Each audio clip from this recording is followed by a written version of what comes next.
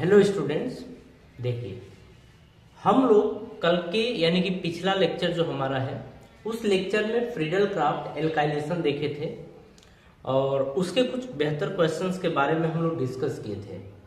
अगर हम आज के लेक्चर की बात करें तो हम आज शुरू करने वाले हैं फ्रीडल क्राफ्ट एसाइलेशन रिएक्शन।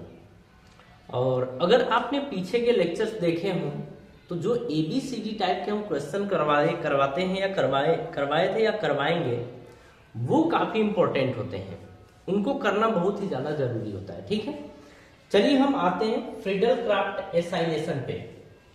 तो हमारी हेडिंग है फ्रीडल क्राफ्ट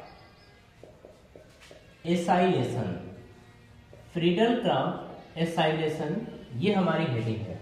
अब यहां पर जरा समझिएगा, सबसे पहले तो बात करते हैं कि एसाइल हैलाइड क्या होता है। ठीक है, या एसाइल हैलाइड को हम लिखते कैसे हैं। तो देखिए, अगर हम एसाइल हैलाइड की बात करें तो ये होता है हमारा एसाइल हैलाइड। ठीक है, और एसाइल हैलाइड का स्ट्रक्चर या फॉर्मूला RCOCl होता है। अगर हम R की जगह की बात करें तो आप ले सकते हैं CH3 COCl, या आप ले सकते हैं यहां पर C2H5 COCl, आप ये ले सकते हैं। ठीक है, आप यहां पर एसाइल हैलाइड की जगह आप एराइल हैलाइड भी यूज कर सकते हैं। ठीक है, आप चाहें तो एराइल हैलाइड, तो देखिए जैसे हम लोग एराइल हैलाइड की बात कर लेते हैं। एराइल हैलाइड में यहां पर कुछ ऐसे होता है COCl। एराइल ग्रुप जिसकी बात कर रहे हैं वो बेंजीन रिंग होती है।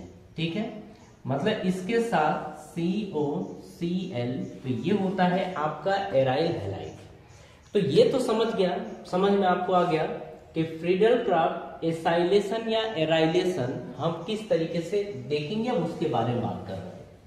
इस चीज को हम हटा दिए और हाँ, अब हम बात करते हैं कि इसमें जो हमारा रिएजेंट होगा वो रिएजेंट दिखेगा किस तरीके से।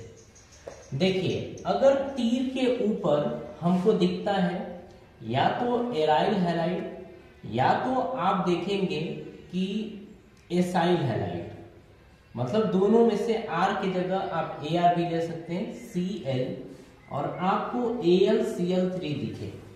अगर ये आपको दिखता है रिएजेंट के रूप में तो आप ये कहेंगे कि ये फ्रीडल क्राफ्ट एसाइलेशन है। एकदम से फिक्स होता है। ठीक है ना, इसमें बिल्कुल कंफ्यूज होने वाली बात नहीं है, फिक्स होता है, आपको ऐसे ही देखना है। तो ये क्या है, फ्रीडल क्राफ्ट एसाइलेशन है। ठीक है, फ्रीडल क्राफ्ट एसाइलेशन, इसमें अब देखेंगे कि फ्रीडल क्राफ्ट की बात कर रहे हैं तो चाहे एसाइलेशन हो, चाहे एराइलेशन हो, चाहे एल्काइलेशन हो, ये सब ESR रिएक्शंस होते हैं। कैसे रिएक्शंस? ESR रिएक्शन होते हैं। जरा अब देखें कि हमें दिखेगा कैसे। हमारे पास एक बेंजीन होगी, प्रोडक्ट की बात करते हैं। अब हमको यही चेक करना है कि प्रोडक्ट बनता कैसे है। ठीक है, आप इनमें से चलिए मैकेनिज्म की जरा बात कर लेते हैं सबसे पहले, उसके बाद हम प्रोडक्ट बनाते हैं। मैकेनिज्म में आप क्या करेंगे कि आप देखेंगे ये COCl, इसके पास आपको पता है 3 लोन पेयर होते हैं, सामने AlCl3 है। आपको पता है कि AlCl3 इलेक्ट्रोफाइल की तरह बिहेव करता है, इलेक्ट्रोफाइल होता है। इसको हम लुईस एसिड भी बोलते हैं और इसको हम लुईस बेस बोलेंगे। क्लोरीन के पास लोन पेयर है। क्लोरीन अपना लोन पेयर इसके मतलब खाली डब्बे में प्रोवाइड करता है, देता है। जब देता है तो हम अगर पीछे के वीडियोस देख रखे हैं तो क्लोरीन इसके साथ अटैच हो जाता है। हम डायरेक्टली कर सकते हैं RCO+ ये बन जाता है, प्लस AlCl4 माइनस आपका ये बन जाता है। बात समझ में आ रही है? ये आपका होता है, ये हो गया। चलिए, अब आप देख चुके होंगे कि अगर हमारे पास कार्बोकेटायन या इलेक्ट्रोफाइल हो गया तो ये आपका क्या है, इसको बोलेंगे ये कार्बोकेटायन है, या इसी को हम बोल सकते हैं कि ये क्या है, इलेक्ट्रोफाइल है। क्या है? इलेक्ट्रोफाइल, ये आपका है। अब आगे की कहानी समझिए।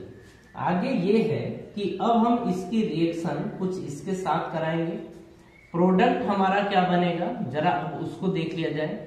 तो अब इस बेंजीन रिंग से ये आपका डायरेक्टली जुड़ जाएगा और ये आपका प्रोडक्ट बन गया। क्या बन गया? प्रोडक्ट बन गया। कोई कंफ्यूजन है? कंफ्यूजन नहीं होना चाहिए इसमें। ये हमारी मैकेनिज्म हुई, ये फ्रीडल क्राफ्ट एसाइलेशन की मैकेनिज्म है और इसका ये प्रोडक्ट है।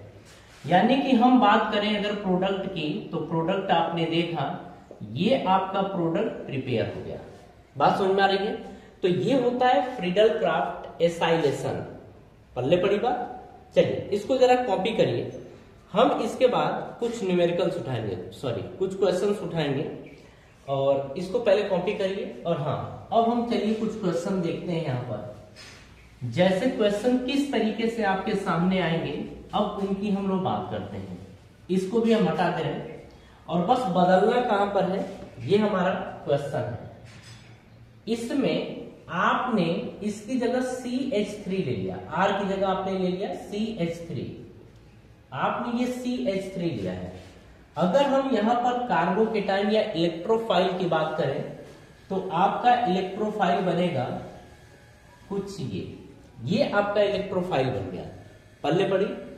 ये इसके साथ रिएक्ट करेगा, रिएक्ट करने के बाद जो आपका प्रोडक्ट बनेगा वो प्रोडक्ट कुछ ये बनेगा।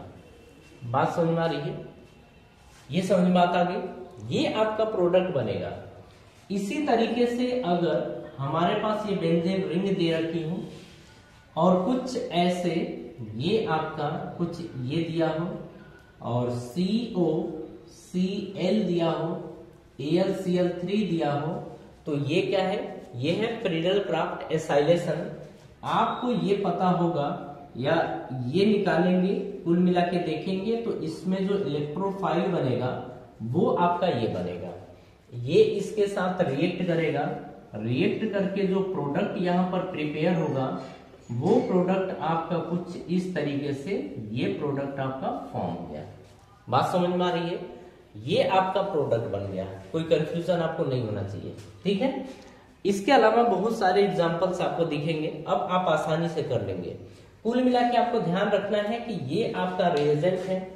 ये रिएजेंट दिखे तो आप समझ जाएंगे कि फ्रीडल क्राफ्ट एसाइलेशन है और फ्रीडल क्राफ्ट एसाइलेशन में कार्बोकेटाइन बनता है, कार्बोकेटाइन बनता है और इस रिएक्शन का नाम होता है ESR, इलेक्ट्रोफिलिक सब्स्टिट्यूशन रिएक्शन। ये रिएक्शंस होते हैं, ठीक है? चलिए ये सब बात समझ में आपके आ गई। अब आगे की कहानी हम समझते हैं। अच्छा इतना कॉपी करिए पहले। हाँ जी चलिए।